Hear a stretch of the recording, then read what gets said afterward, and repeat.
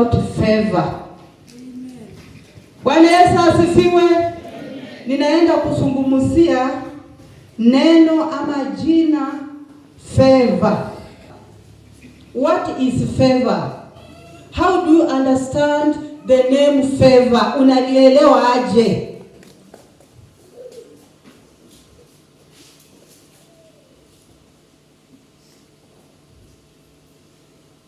Ya kwanza, favor is going to your destiny without struggling.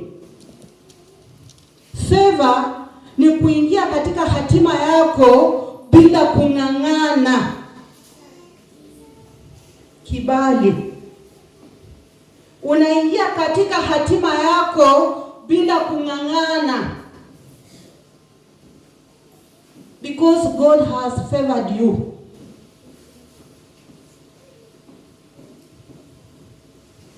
Ya pili, it is ability to reach where other people cannot reach. Ni uwezo wa kufika mahali penye watu wengine hawezi kufika. Mpendo wa Mungu anapokuwa kibali, mahali penye unaweza fika watu wengine hawezi fika. Rafiki yako hawezi fika, ndugu yako hawezi kufika. Ni kwa sababu umepata kibali mbele za Bwana. Favor. Ni vyema kama Mkristo kutembea katika kibali. I'm talking about the favor of God.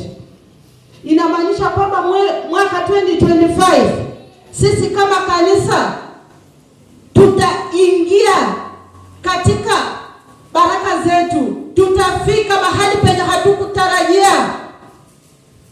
Mwaka 2025 inapofika Januari, by the grace of God, ili jengo tutakuwa roof, because God has favored us. Bwana Yesu asifiwe. 2025 tunatembea katika kibali. Juzi nilikuwa na Mbali. Mtu akaniuliza akasema, Eva, si Mungu amewaona?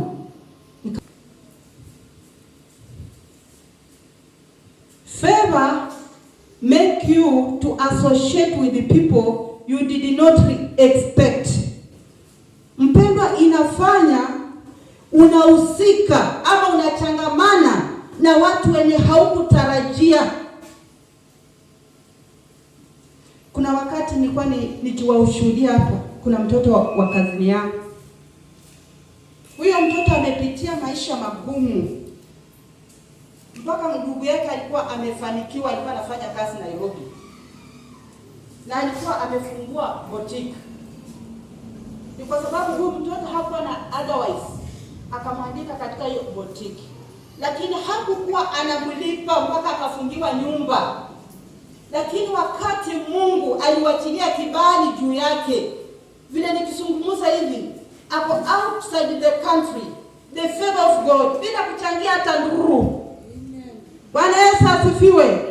Mpendwa, kibali cha Mungu hautagaramika.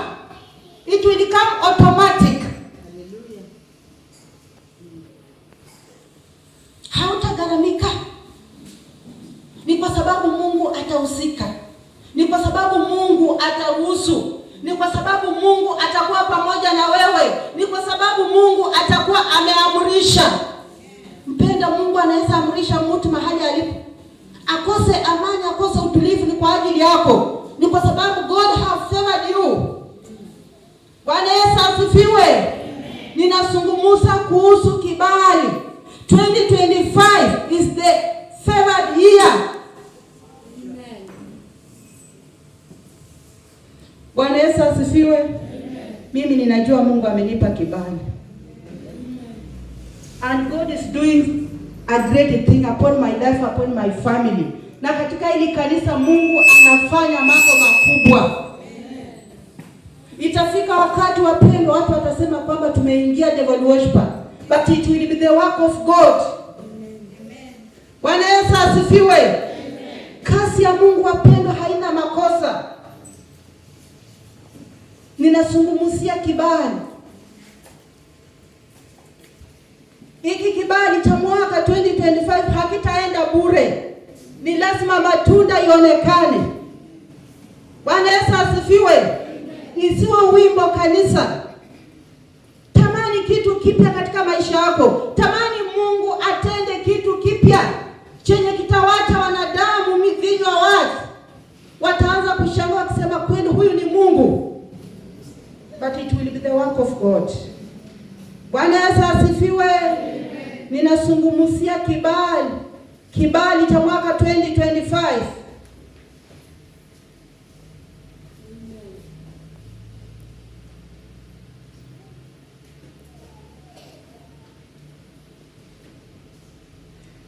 Favor is a selection from others.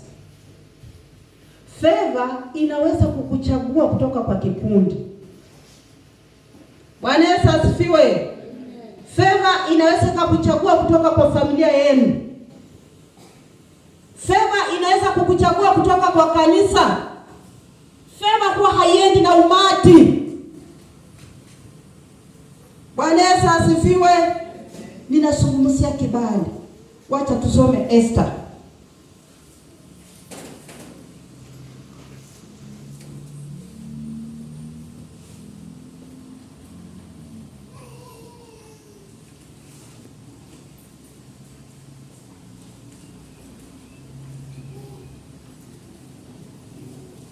Wacha tusome Esther 2:17.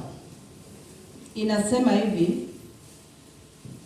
Now the king was attracted to Esther more than to any of the other women, and she won his favor and approved more than any of the other virgins. So he set a royal crown on her head and made her crown on her head and made her queen instead of Vashti. Bwana Yesu asifiwe. Hiyo ni kazi ya kibali. Esther alichaguliwa. Esther alionekana mbele ya wasichana wengi na akapata kibali mbele ya mfalme. Bwana Yesu asifiwe. Mpendwa, kibali kinaweza kukuchagua kutoka kwa wengi. Haijalisha kwamba ulizaliwa katika familia gani. Haijalisha kwamba ulitoka katika misingi gani. Kwa sababu Biblia inasema kwamba Esther hakuwa na wazazi. Alikuwa yatima. Lakini kibali cha Mungu mpendwa kinapokuwa juu yako,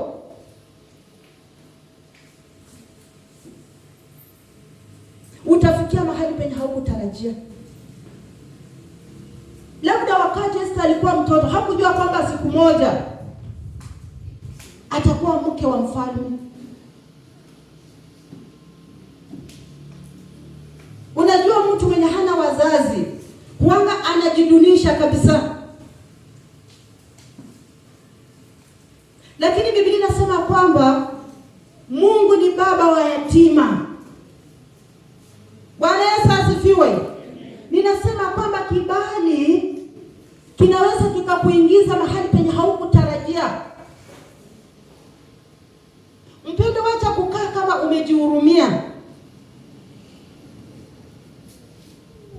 Asubuhi tumefundishwa kuhusu ushirika na Mungu. Fanya ushirika na Mungu.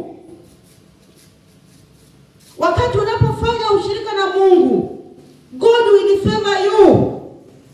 Bwana Yesu asifiwe.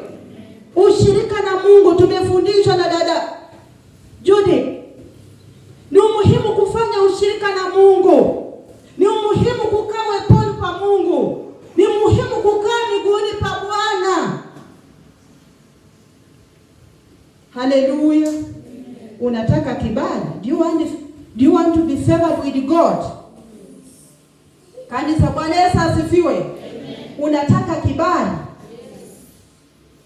Fanya ushirika na Mungu. Mungu atafanya mambo yenye wanadamu watashangaa. Watasema hakika huyu ni Mungu, ama umeingia katika devil worshippers. Lakini itakuwa kazi ya Mungu. Bwana Yesu asifiwe. Ninazungumzia kibali.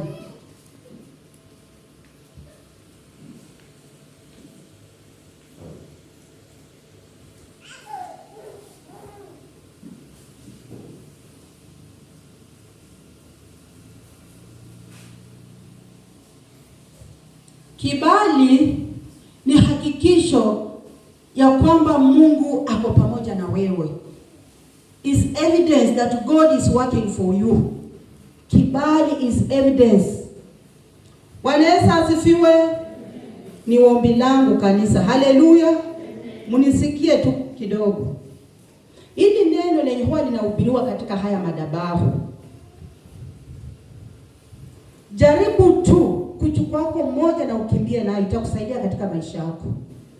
Watakuwa tu mtu wa kupuuza na kuangalia na kusema kwamba imekuja imeenda. Don't. Kuanzia asubuhi, kuanzia mwalimu wa kwanza, wa pili, wa tatu, try, jaribu, chukua wako tu mmoja na uifanyie kazi. Bwana Yesu asifiwe.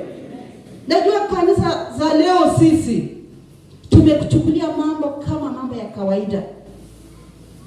Millicent atakuja hapa atafundisha kwa sababu ni Millicent tunamjua. Si Millicent ninamjua. Si Titus ninamjua. Si Mildred huyu ninamjua. Hata pastor tunamuelewa. Huyu mama wa pastor tu huyu. Bwana Yesu asifiwe. Ninaomba ili neno lenye huwa linahudumu katika haya madhabahu, lenye Mungu huwa anatumia watumishi wake, jaribu tu kuchukua moja na ukimbie nayo, itakusaidia.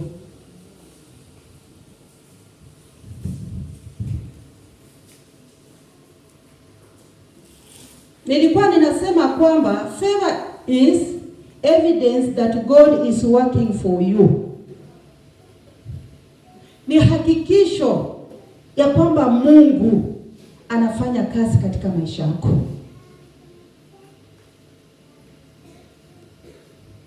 Bwana Yesu asifiwe. Favor is evidence that God is working for you. Ni hakikisho. Utajuaje kwamba Mungu amekupa kibali? Haleluya kanisa. Bwana Yesu asifiwe. Utajuaje tumekubalika mbele za Mungu? Kuna kubalika na kukataliwa. Matoleo ya Kain ilikataliwa. Matoleo ya Abel ilikubalika. Unaposoma Genesis. Kuna kubalika na kukataliwa. Utajuaje kwamba Mungu amenipa kibali? How will you know? Bwana Yesu asifiwe. Ni kitu gani chenye kitaonyesha? Ninazungumzia kibali cha Mungu.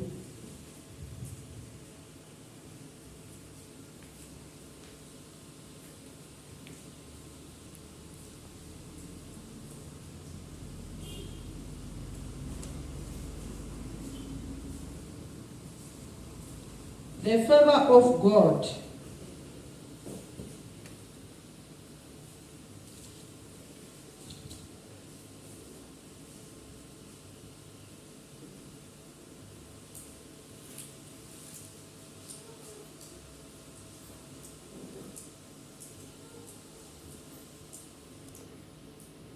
Tuangalie Genesis 6.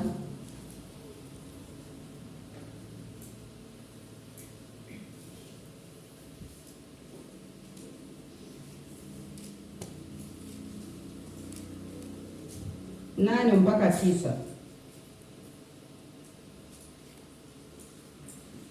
Inasema hivi about Noah.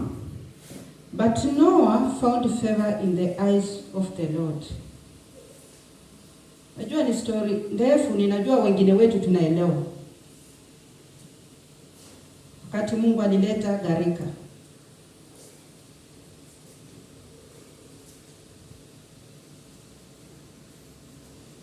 nitaanzia 5, nitarudi nianzie 5 ndio tuelewe. Genesis 6 kuanzia 5. Tutasoma mpaka 9. Inasema hivi, the Lord saw how great men's wickedness on the earth had become, and that every inclination of the thoughts of his heart was only evil all the time. The Lord was grieved that he had made men on the earth, and his heart was filled with pain. Maovu. Mungu akiona maisha yenye tunaishi, maisha ya dhambi, maisha ya chukizo, kwa inafika wakati Mungu anakuwa na uchungu. Jinsi wakati huo alikuwa na uchungu ni kwa sababu ya mambo ambao watu walikuwa wanafanya wakati huo.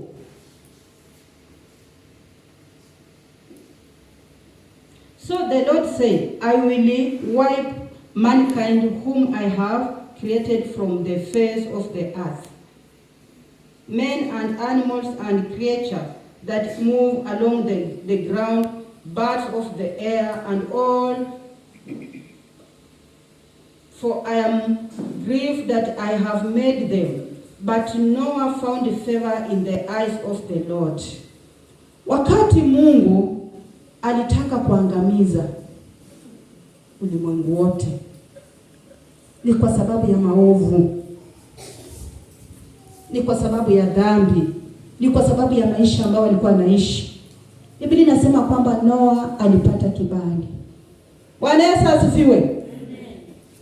Noa pamoja na familia yake alipata kibali mbele za Mungu. Ni kwa sababu Noa alikuwa mwenye haki. Bwana Yesu asifiwe. Inamaanisha kwamba tunapoishi maisha matakatifu, tunapoishi maisha ya kumpendeza Mungu, tunapoishi maisha ya kutii Mungu, tunapoishi maisha ya kumtafuta Mungu usiku na mchana, Mungu atatupa kibali. Acha tuone mstari wa 9 unasema nini.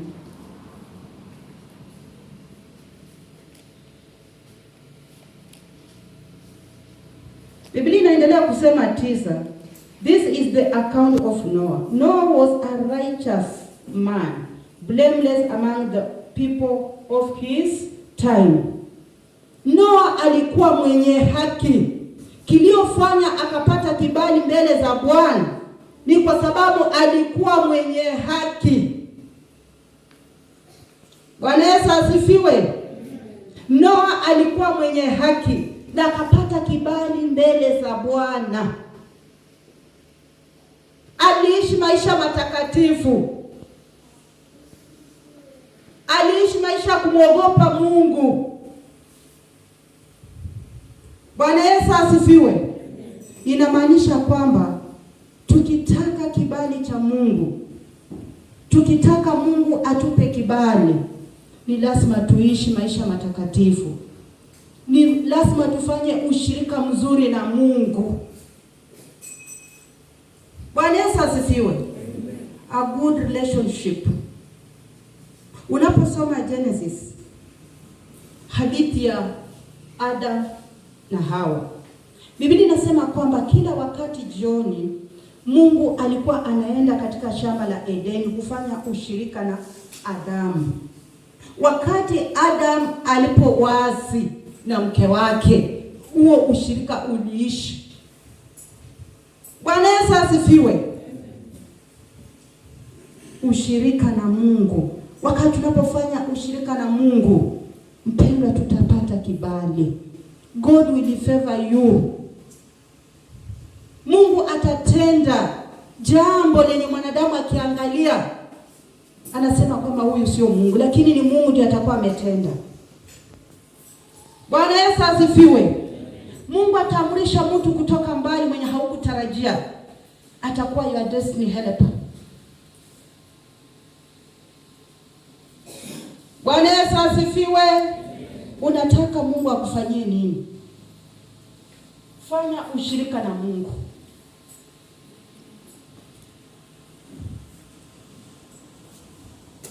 Tuko karibu kwenda.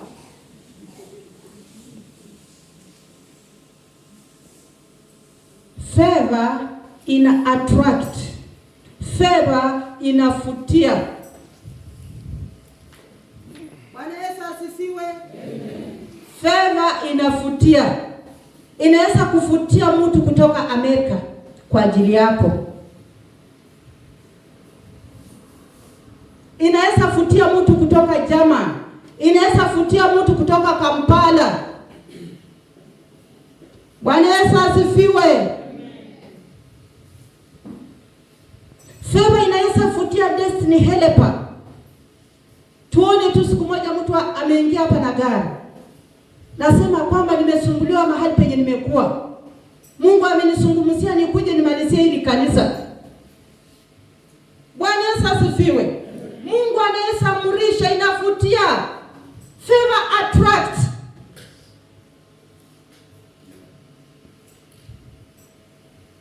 Favor inaweza attract mtu mahali. Aingie kwa familia yako. Akuuliza kwamba nimekuja hapa nimesumbuliwa kutoka mbali. Kuna mtoto mahali hapa alifanya form 4, lakini naambiwa kwamba amekaa kwa hii boma, ninataka kumshughulikia. That is the favor of God. Bwana Yesu asifiwe. Favor inaweza fanya uitiwe kazi yenye haukutarajia. Mnaweza kuwa mmeenda industry, lakini wewe labda hautambuliki, labda hata grade yako haisukumusi, lakini kwa sababu ya kibali cha Bwana mniitie ule mwenye amevaa t-shirt ya pink ule. That is the favor of God. Wapendwa, tutamani kutembea katika kibali cha Bwana.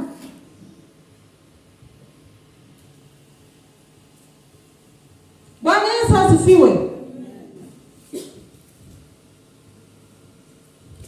Favor inaweza kukuingiza mahali penye haukutarajia. Ninazungumzia kibali. 2025 is the year of grace and favor. How do you understand the name favor? Imefika katikati. How do you understand the name favor? Unaelewaje jina kibali? Unaichukuliaje? Iko na uzito gani katika maisha yako?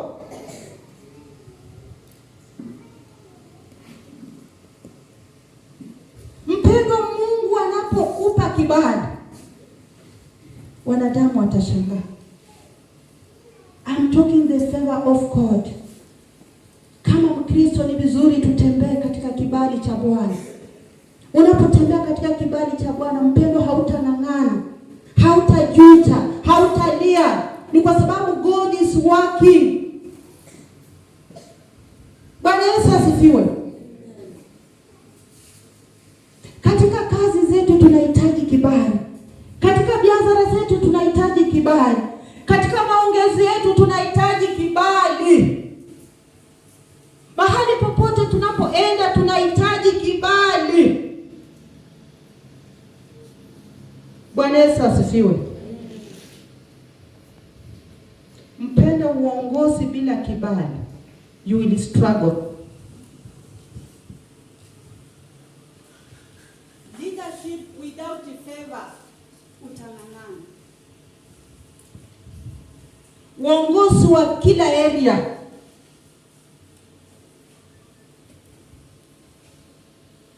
Ukianza kuzungumza na watu wanasema, na huyu sasa anasema nini? Huyu hana point.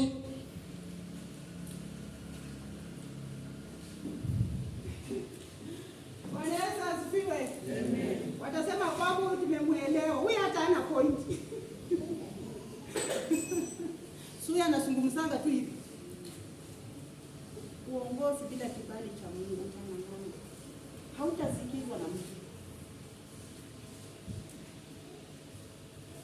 utasumbuliwa na wenye unaongoza. No respect. Bwana Yesu asifiwe. Ninazungumzia kibali cha Mungu, the favor of God.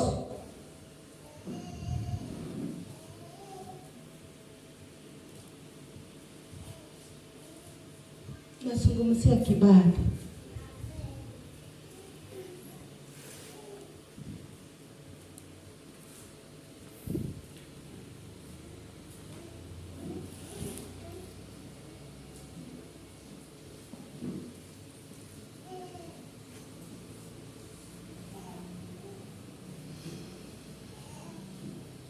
Favor ni muunganiko.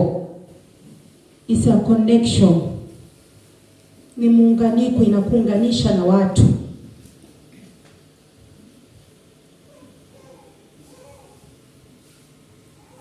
Kibali kiliunganisha Joseph na Potifa. Bwana Yesu asifiwe. Yote aliyepitia, yote Joseph aliyopitia, kibali cha Mungu kilikuwa juu yake. Mpendwa, unaweza pitia mambo magumu, fikiria kwamba Mungu amekusahau. Lakini Mungu anakutengeneza. Bwana Yesu asifiwe. Unaweza pitia katika machungu. Unaweza pitia katika vita. Unaweza pitia katika hali ngumu, fikiria kwamba Mungu amekusahau. Mungu anakuandaa. Bwana Yesu asifiwe. Joseph alipitia katika machungu, alipitia katika vita. Alikataliwa na mandugu zake. Alipigwa vita kila area. Lakini kibali cha Mungu kilikuwa juu yake na Mungu alikuwa anamwandaa. Haijalishi mpendwa unapitia nini. Bwana Yesu asifiwe. Kanisa, haijalishi unapitia nini. Haijalishi unapitia maisha gani. Haijalishi unapitia ugumu gani. Inakaa ni kama umesaulika. Fellowship with God. God is doing something great in your life. Yenye itashangaza watu. Amen.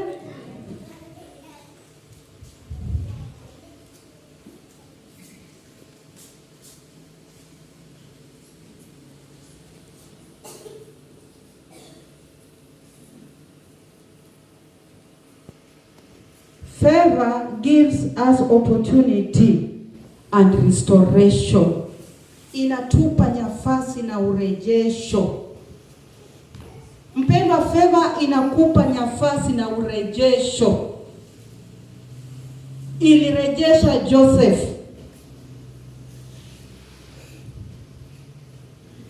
Favor inatupa nafasi ya urejesho. Favor inaweza kukurejesha kutoka from nothing kwa somebody mwenye anaheshimika. Kibali.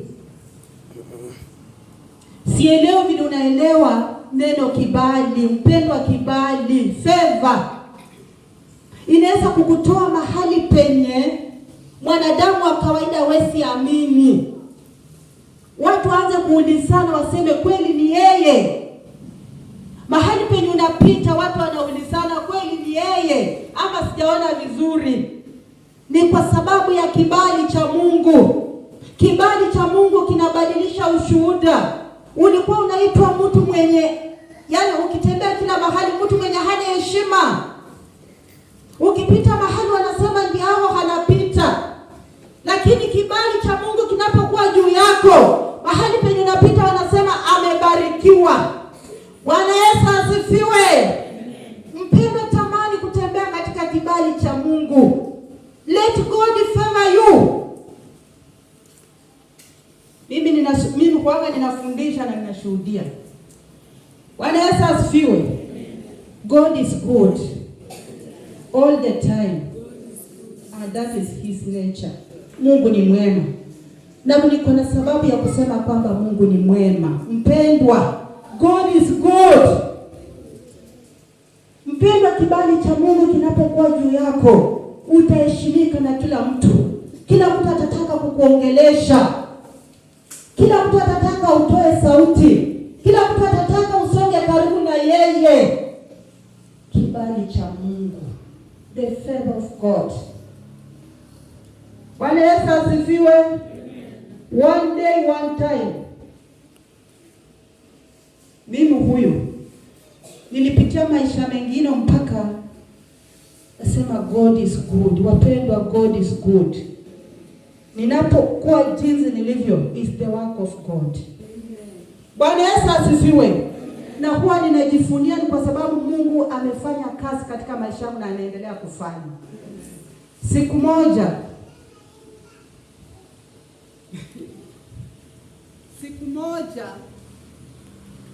wapendwa, usitamani kuishi maisha ya chini. Usitamani kuishi maisha ya kawaida. Usitamani kuishi maisha ya kudharauliwa. Kata kabisa. Bwana Yesu asifiwe. Usitamani kuishi maisha ya chini. Usitamani kuishi maisha ya kudharauliwa. Usitamani kuishi maisha ya kujidunisha. Hii biashara yenye huwa ninafanya hii. Niliwaambia kwamba mimi sikuamka na nikaanza kufungua mitumba. Kuna mahali penye nilianzia. Na wewe pia kwenye mahali penye unaweza anzia ukiwa mwaminifu na Mungu akuinue. Bwana Yesu asifiwe. Mimi nilijifunza kushona. Mimi huwa ninashona. Lakini sasa hivi huwa sishoni kwa sababu sina nafasi. Mungu amenipa kibali na ameniinua. Hiyo wakati sina. Lakini wakati huo ningekaa kwa charani mpaka hata saa 9 usiku. Kuanzia jioni. Na nilikuwa ninashona nini? Ninaenda kusia. Ninachagua blouse kubwa hizi. Ninakuja ninakata hizo blouse, natoka marinda ndogo. Kuanzia kwa watoto wadogo kupita tu watoto tu wakienda size ya watoto. Nitakaa kwa charani usiku wote. God is good. Na Mungu anaweza kukubadilisha. Na abadilishe ushuhuda wako. Na abadilishe jina lako. Bwana Yesu asifiwe. I am talking what happened in my life. Si kwamba ninashuhudia nilitendeka kwa mtu. Saa zingine unaweza shona na upeleke sokoni na ukose kuuza. One day one time nikaenda sokoni. Sikuuza, nikausaka tu kidogo na nikamwaga chani. Kurudi nyumbani. Nikaenda nikaomba mwenzangu chumvi, salt. Akasema, sisi tumekaa nyumbani. Watu wenye pia wanaenda kwa masokoni, wanaomba watu. Ni heri sisi wenye tumekaa nyumbani. Wapendwa, usitosheleke na maisha ya chini. Bwana Yesu asifiwe. Usitosheleke na maisha ya chini. Ni mbaya na ni ya uchungu. Mtu akikuona anakuona tu kama kitu. Ukipita kwa mtu, ukienda kwa mtu, hata ukienda kumsalamia nafikiri umekuja kumuomba. Ilifika wakati nikakataa na nikachoka hiyo maisha. Na unafaa uchoke. Bwana Yesu asifiwe. Usiseme kwamba hii ni maisha yangu. Hakuna mwenye Mungu alimuumbia hayo maisha. Biblia inasema kwamba sisi tumebarikiwa. Hakuna mwenye aliumbiwa hiyo maisha. Na ukikataa hiyo maisha na ukichoka na hiyo maisha, Mungu atakuinua. Bwana Yesu asifiwe. Ninazungumzia kibali. Wakati huo anakuja na heshima na kunyenyekea. Mama Sharon, habari yako? Ile madharau iliisha ni kwa sababu ya kazi ya Mungu. Bwana Yesu asifiwe. Ninazungumzia kibali cha Mungu. Mpendwa, Mungu akupa kibali, wanaokuja mbele zako watakuja na uoga. They will come with the fear. Hajui anapokuzungumzia utamsikia ama hautamsikia. Ni kwa sababu God has worked in your life.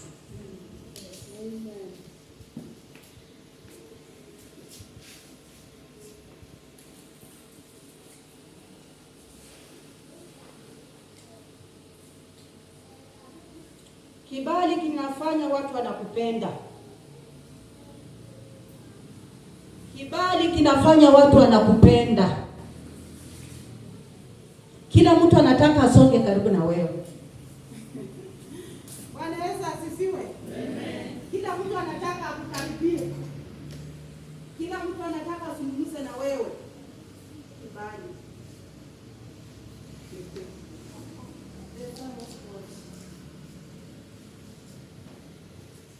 Ninazungumzia kibali. Kila mtu anataka apate nafasi. Nipate tu nafasi niongee na yeye. Ni kwa sababu God has favored you. Bwana Yesu asifiwe. Ni kwa sababu ya kibali.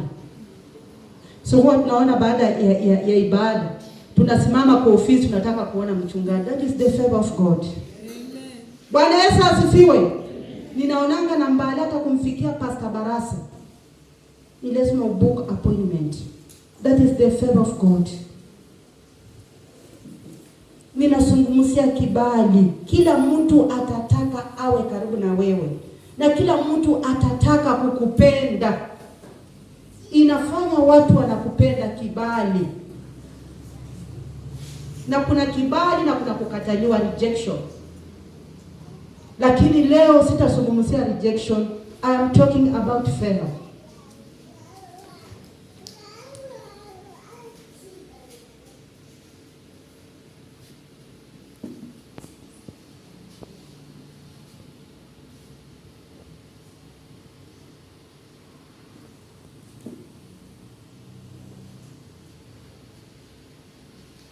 Kibali kinabadilisha ushuhuda.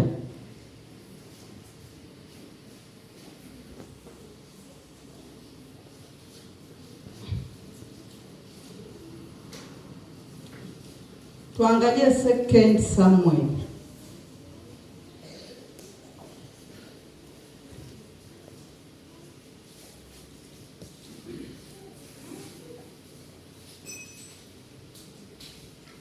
Second Samuel 9:1 hadi 7.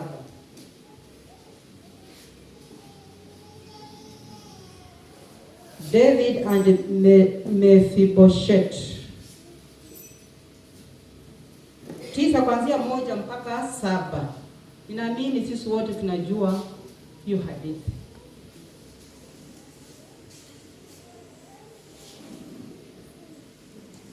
Kibali, Mungu anapokuwa kupa kibali, mpendwa, wanadamu wakatae, wanadamu wapinge, wakufiche wapi, ni lazima ushuhuda wako utabadilika. Ni lazima majina yako yatabadilika. Ni lazima utavishwa majina ya heshima.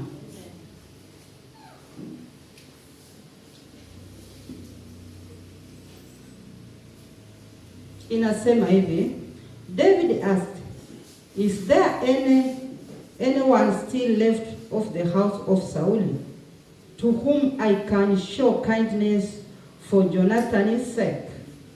Now there was a servant of Saul's household named Ziba. They called him to appear before David, and the king asked him, "Are you Ziba?" "Yes, your servant," he replied. The king asked, Is there no one still left on the house of Saul to whom I can show kindness? Show God's kindness. See, Ziba answered the king, "There is still a son of Jonathan. He is crippled in both feet." Daudi aliuliza, kunaye mtu aliyesalia katika nyumba ya Sauli? Aliuliza Ziba. Naye Ziba akasema, kunaye, lakini yeye ni kiwete. Bwana Yesu asifiwe.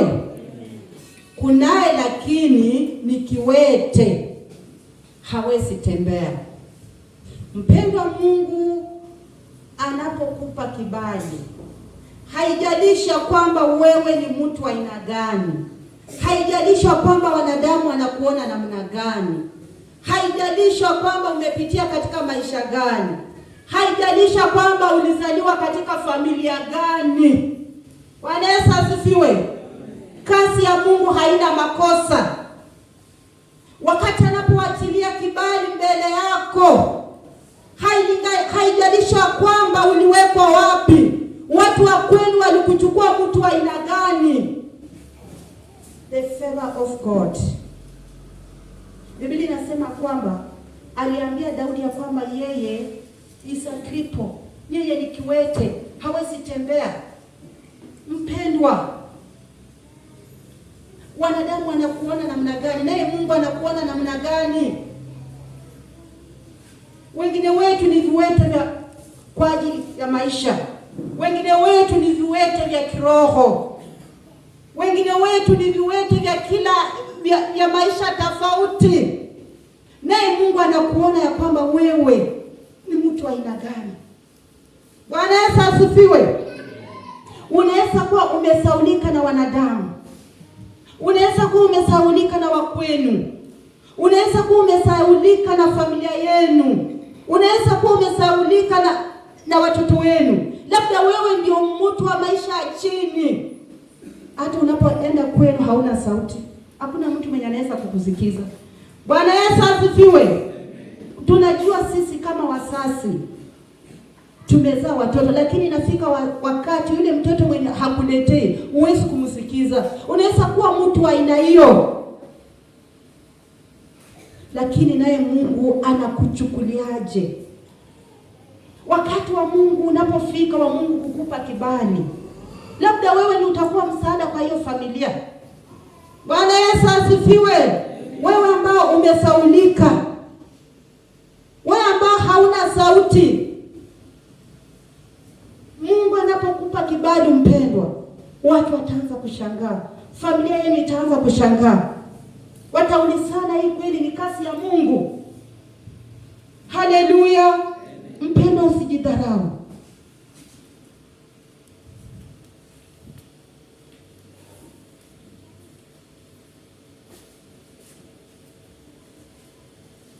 Nimesema tutasoma mpaka 7. Inaendelea kusema hivi, where is he? Mfalme akauliza, yuko wapi? The king asked. Ziba answered, he is at the house of Micah, son of Ammiel in Lo-debar. Yani wewe ni umesaulika. Bwana Yesu asifiwe. Umesaulika, wewe ni wakukaa kwa nyumba. Wewe ni wakukaa mahali pamoja. Ni kwa sababu hauna maana. Bwana Yesu asifiwe. Amen. Wengine wetu tumejichukulia kwamba sisi hatuna maana. Mpendo, uko na maana. Ni kwa sababu Mungu alikuumba na sababu. Bwana Yesu asifiwe. Inafika wakati mambo ambayo unapitia unajiona kwamba mimi sina maana. Kama haungekuwa na maana, mpendwa, Mungu hangekuumba. Haleluya. Mungu alikuwa na sababu ya kukuumba. Na Biblia inasema kwamba Mungu ako na mipango na wewe. Ako na mipango mizuri na wewe. Haijalishi unapitia maisha gani. Haijalishi umesaulika. Lakini jambo moja ambalo ninajua kwamba God is working for you. Siku ndio haijafika na wakati ndio haujafika. But God is doing something new in your life, in your family. Bwana Yesu asifiwe. Wengine wetu, familia zetu hazikuwa na sauti. Ni familia zenye zilikuwa zimedharauliwa. Ni familia zenye hazikuwa na sauti. Ni familia zenye hazikuwa na mwelekeo.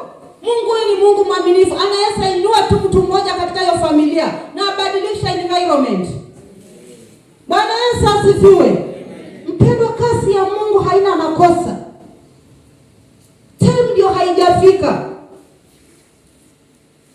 Na Mungu anafanya kazi kwenye majira. It's a working God, a working miracle. God who does not change. God who does not disappoint. Mpenda mwanadamu atakuahidi kitu, lakini akose kukutendea, lakini God atafanya katika wakati wake unayofaa. Mungu huwa hachelewi wala hakawii. Wewe utaona kwamba amechelewa, wewe utaona kwamba amekawia, lakini wakati wa Mungu unapofika, Mungu atatenda na watu watabaki vinywa wazi. Amen.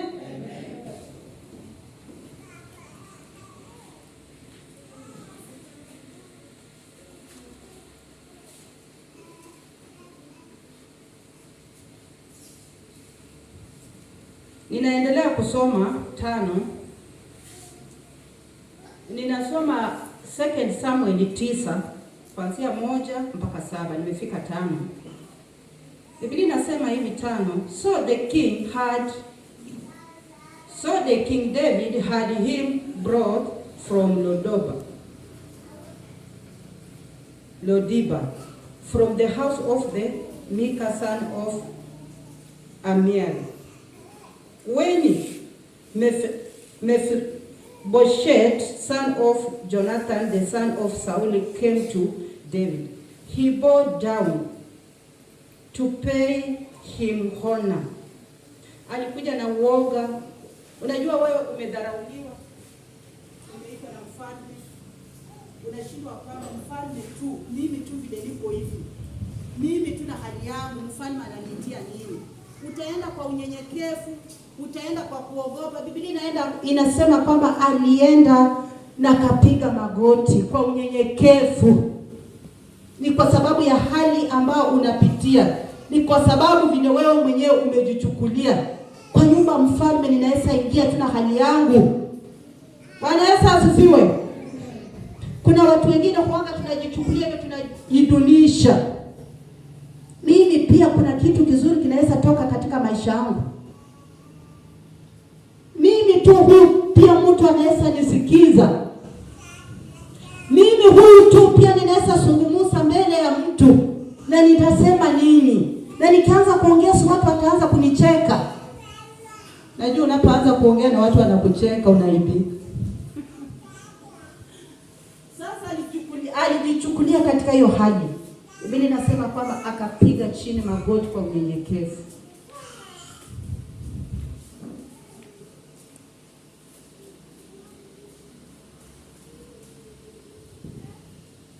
David said, Mephibosheth, your servant, he replied.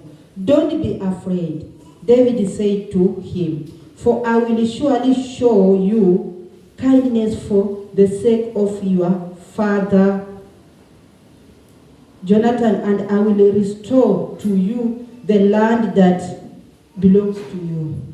David akamwambia, nitakupa kibali, kindness, kwa ajili ya baba yako, na nitarejesha vile shamba vyote ambavyo vilikuwa vimechukuliwa. Atampa kibali ni kwa sababu ya baba yake Jonathan. Na mnajua mwanzo, kama huu unasoma Biblia, hadithi ya Jonathan na David. Jonathan alimuokoa kila wakati David, wakati baba yake alikuwa anataka kumwangamiza.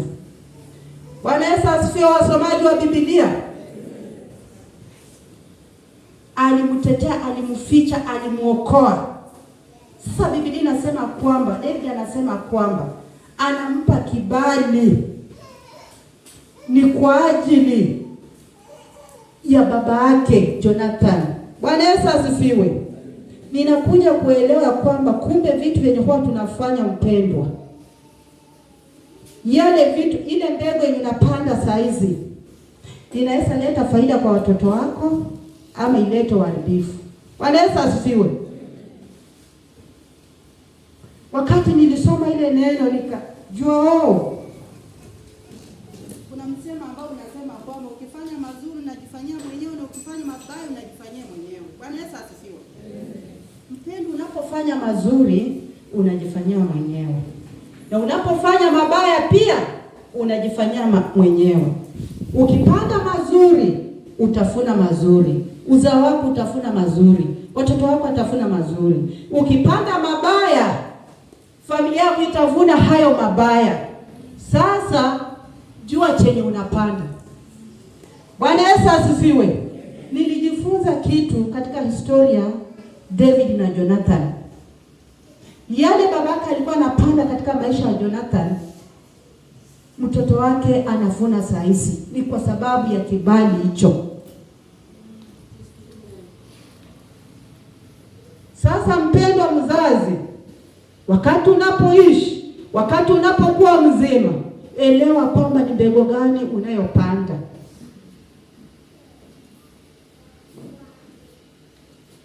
Ukipanda maovu, utafuna maovu.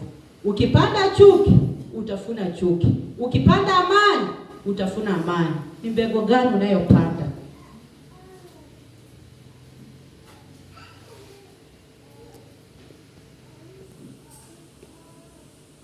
Ninazungumzia kibali wenye wamekuja tukiendelea.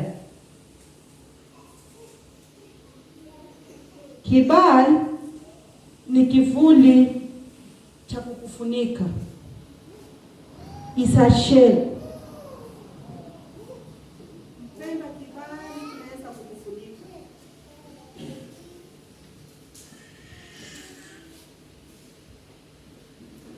Tutasoma Zaburi 5. Psalms.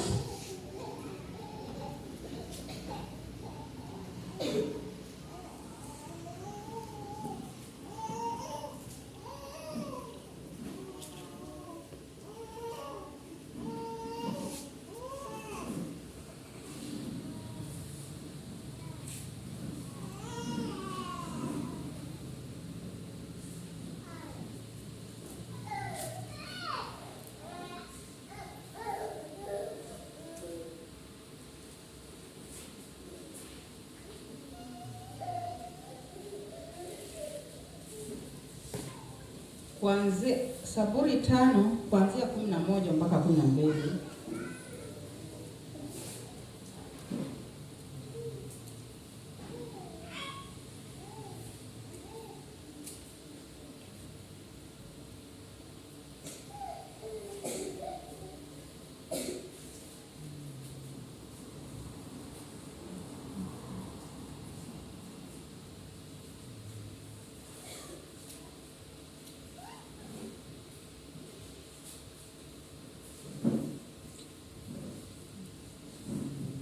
Kuanzia 11, Zaburi 5 kuanzia 11 hadi 12 inasema, but let all who take refuge in you be glad. Let them ever sing for joy. Spread your protection over them, that those who love your name may rejoice in you. Those who love the name of God may rejoice in him. For surely, O Lord, you bless righteousness. You surrounded them with your favor as the shield.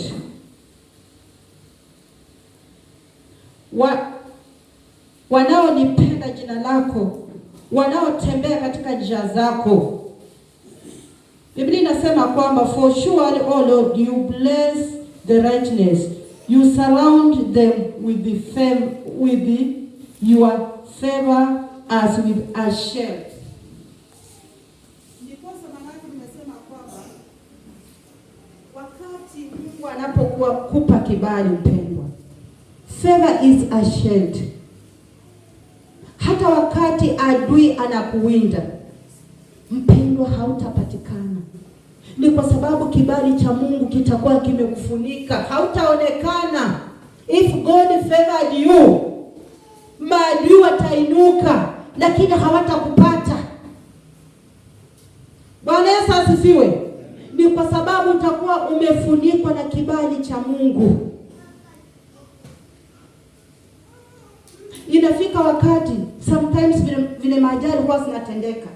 Uko kwa gari, ajali inatendeka, watu wanakufa, lakini ni kwa sababu Mungu amekufunika na kibali chake. Mpendwa, utatoka mzima. Favor is a shield. ni kivuli. Kila wakati unapotembea katika kibali cha Bwana, unatembea katika kivuli cha Bwana. Bwana Yesu asifiwe.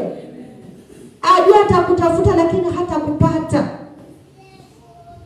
Nilianza nikisema kwamba kibali cha Bwana inamaanisha kwamba God is working in you. God is working in your life.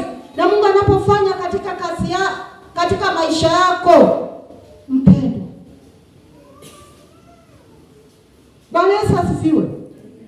Na Biblia inasema kwamba Mungu anapokuwa upande wako, Romans 38, ni kitu gani kitakapokuwa kinyume chako? Ashindi inamaanisha kwamba Mungu anafanya kazi katika maisha yako. Adui atakutafuta mpendo, lakini hawatakupata. Ni kwa sababu utakuwa katika kivuli cha Bwana. Bwana Yesu asifiwe. Katika maisha kawaida, kivuli ni mahali penye unaenda kujikinga. Unaweza jikinga jua. Kuna kivuli cha mavuli, unajikinga mvua. Bwana Yesu asifiwe. Ninazungumzia kibali. Maadui hawatakupata. Biblia inasema kwamba utainuka na kuanguka na utainuka na kusimama. Ni kwa sababu unaye Mungu anayekutetea. Unaye Mungu anayekupigania usiku na mchana. Nilianza nikisema kwamba favor is assured being. Na kwamba God is working for your life. Bwana Yesu asifiwe. Ninazungumzia kibali. Before nimalize utakuwa umeelewa kwamba kibali ni nini. Wengine wetu tuliona na tukasema the year of grace and favor. Tukaona tu kwamba haya ni maandishi huwa inakuja. Bwana Yesu asifiwe. So wengine wetu kwanga tunaichukulia tu hivyo. Iliandikwa na red, kaandikwa na black, kaandikwa na yellow, kaandikwa na white. Bwana Yesu asifiwe. Huwa ichukulia na uzito wote. Unaichukulia kama kitu cha kawaida. Tamani mpendwa, huu mwaka unapoisha, Mungu atende kitu katika maisha yako. Hata kama tu ni kidogo kionekane. Bwana Yesu asifiwe. I'm talking about favor.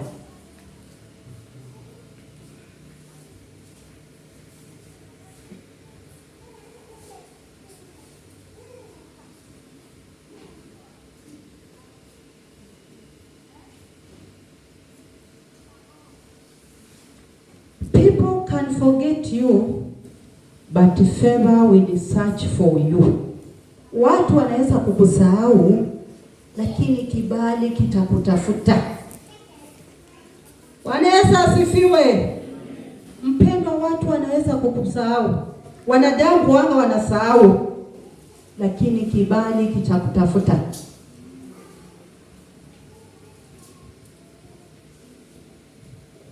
Marafiki wanaweza kukusahau,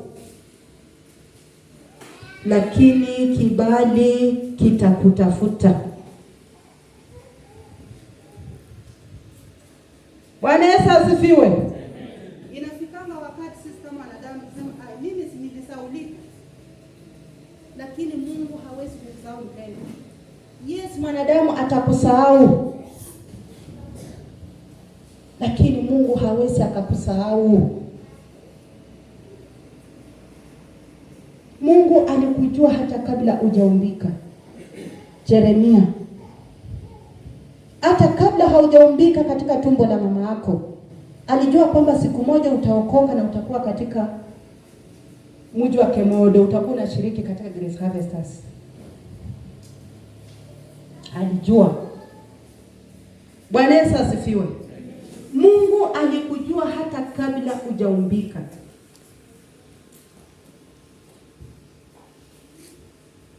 Lakini nafika wakati unasema mimi huyu, mimi nimesaulika. Mimi hata hakuna mtu mwenye anaweza kuniona. Mpendo, wacha kuwa na maongezi kama hayo. Ulimi uko na nguvu. Jinenee mambo mazuri makubwa makubwa. Unaposoma Exodus, wakati Musa alipokuwa anaongoza wana wa Israeli, alipitia katika ugumu kabisa. Ilifika wakati akachoka. Akaambia Mungu, watu wako. Ni kwa sababu ya hali aliyokuwa anapitia kama kiongozi. Mpendwa, bila kibali cha Mungu kama kiongozi hautapata heshima. Hawezi ukasimama ukasema neno ama jambo mtu akakusikia.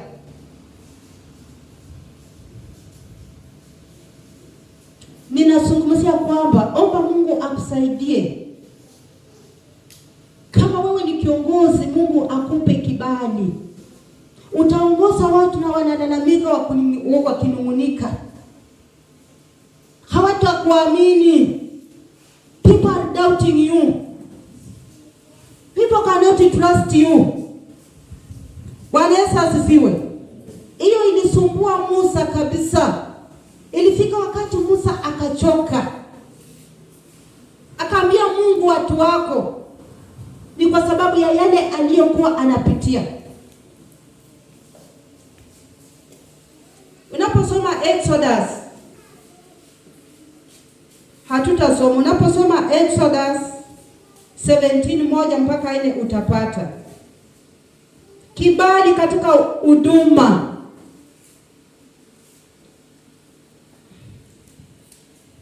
Kuna wachungaji wengine inafika mwisho, mchungaji anasema labda sikuitwa. Bwana Yesu asifiwe. Anasema labda sikuitwa. Ni kwa sababu kibali cha Mungu hakikukuwa juu yake. Anapojaribu huko mambo inakataa. Akijaribu huko mambo inakataa. Kila kitu kinakuwa kigumu. Ni kwa sababu anaanza kusema kwamba labda sikuitwa. Ni kwa sababu kibali cha Mungu hakiko juu yake. Anafanya vitu katika akili zake. Anafanya vitu katika kuelewa kwake. Mpendo, utang'ang'ana.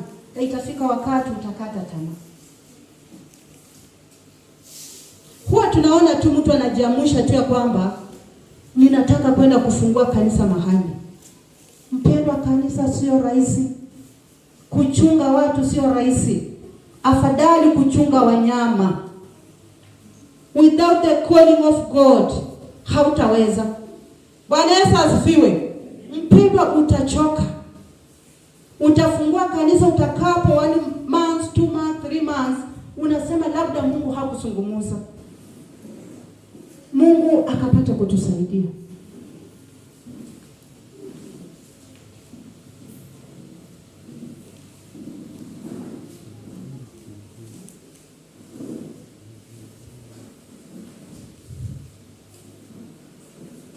Ninazungumzia kibali kwenye ndoa. Favor in marriage. Bwana Yesu asifiwe. Hapo ndio kuna ugumu. Ndoa kwenye marriage. Ndoa yenye haina kibali cha Mungu, hiyo ndoa ni msumari. Haikaliki. Mpendo, haikaliki.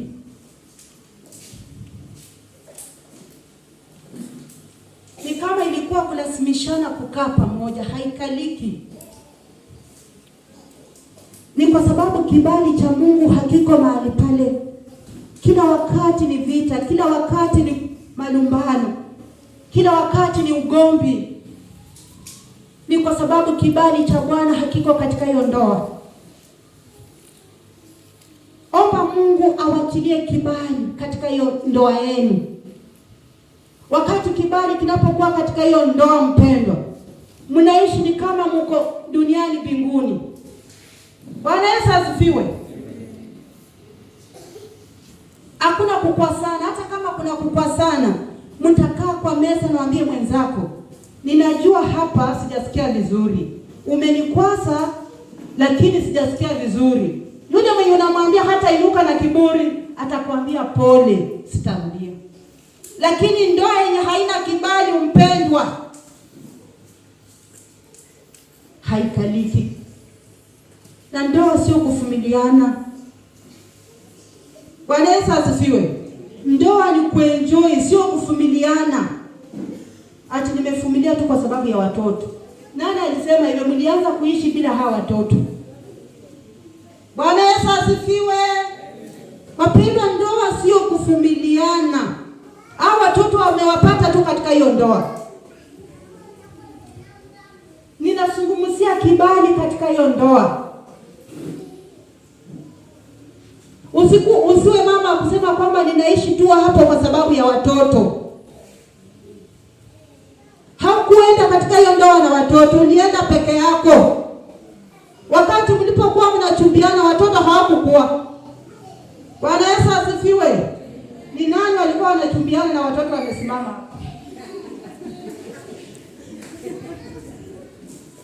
Mnachumbiana watoto wakaapa. Sasa mnasema kwamba ni kwa sababu tu ya watoto. Bwana Yesu asifiwe. Watoto wamekuja tu kuboresha hiyo ndoa, lakini ndoa ni ya nyinyi watu wawili.